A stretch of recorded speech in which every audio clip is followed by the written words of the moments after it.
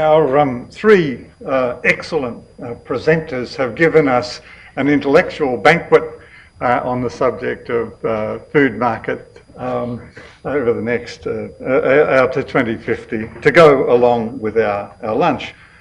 So I'd just like to try to draw out some strands here. We've got three approaches that we've heard, and I'd like to just touch on one additional set of results from work by my co-author Amika Fukasi and myself.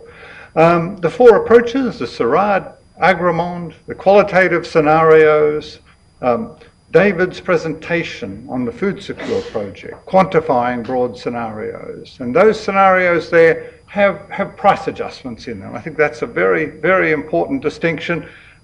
Tom's focus on land, food and land demand and the ability to reconcile those, and Tom's also using price adjustments. I'd like to piggyback on Tom some very, very simple stuff on economic convergence. I think in terms of scenarios, we can't possibly hope to predict the future. In 2050, world food prices will be 104. No, that's not what we're going to do. What we can do is usefully organise our ignorance into some broad sort of scenarios of the type that each of our presenters gave us. Is there a lot of cooperation, a lot of integration of markets, or collaboration on research and development? Is there a lot of inclusion of people, 1% model, or do we have a more inclusive growth model where there's much broader participation in the benefits of growth?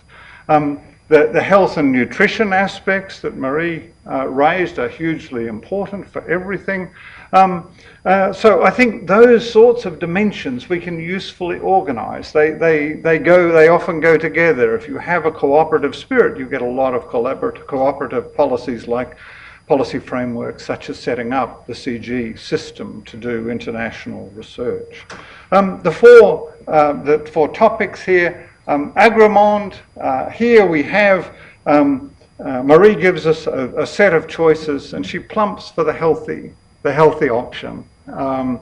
And she goes pretty close to saying that this is the only way we'll get to 2050.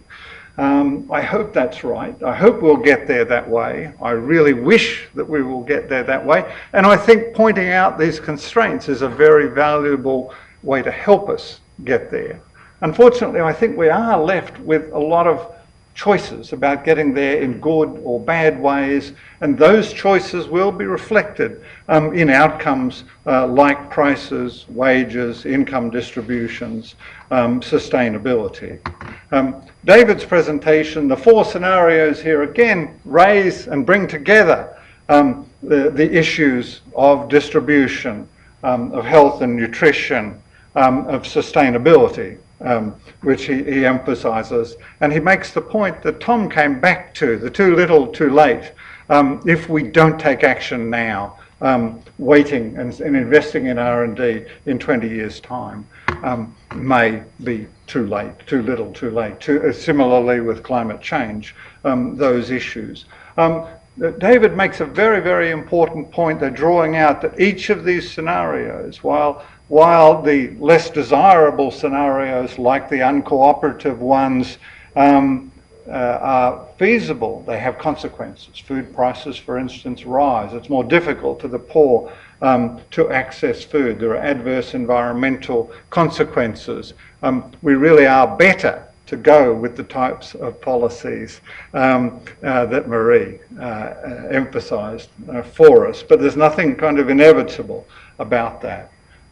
Tom's simple model, it's a very interesting, because Tom, of course, is the originator of the GTAP consortium, a major activity to bring detailed data together. Tom, to address this question, found it very useful to focus in on very, very simple models. Aggregate demand for food, the supply of land, the supply of intermediate inputs that can substitute for land and expand the output, and of course productivity, which has been such a fundamental driver in the past. And Tom's stochastic analysis here, this distribution, very valuable, reminding us that we can't predict what the food price will be in 2050, but there is a distribution. We can say something useful about that distribution. Tom goes for a scenario there where the expected value is probably lower than it is today, as has been the historical pattern, but there is a lot of uncertainty about it. I'd just like to very briefly touch on some new results I'm working on the convergence, and Miko and I are working on the convergence issue. And this comes to the inclusion point. Ever since the start of the Industrial Revolution, there's been divergence, big time. Poor economies have been falling behind the rich economies at the frontier. We're now starting to see a potential turnaround. The Great Convergence, Richard Baldwin's new book, really emphasises this. If we see convergence, a lot more inclusion, a lot more income growth in poorer countries, we're going to see faster growth of food demand. Is that faster growth a challenge, a threat? Will that put a lot of upward pressure on food prices? To what we actually find when we do some very simple work that Miko and I have done, just projecting out to 2050 with a simple model like that, maybe even simpler than Tom's model, demand rises substantially faster if you have inclusion, if you have incomes rising in poorer countries where that Engel curve is steeper. What that does is actually generates somewhat higher prices.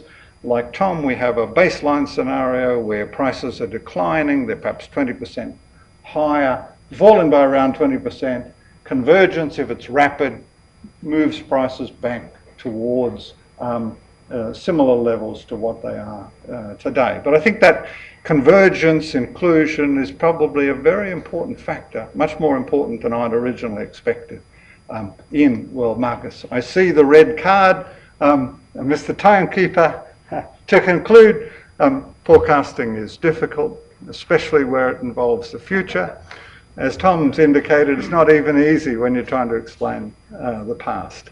I think we can't know what will happen, although broad regimes that group together key drivers like the extent of cooperation, the extent of income inclusion, health and nutrition, and sustainability are very useful ways to help think about it. There's most value of all, I think, in this sort of work, in looking at deviations, though, from the central projections, looking at sensitivity rather than focusing too much on the central projection itself. Thank you.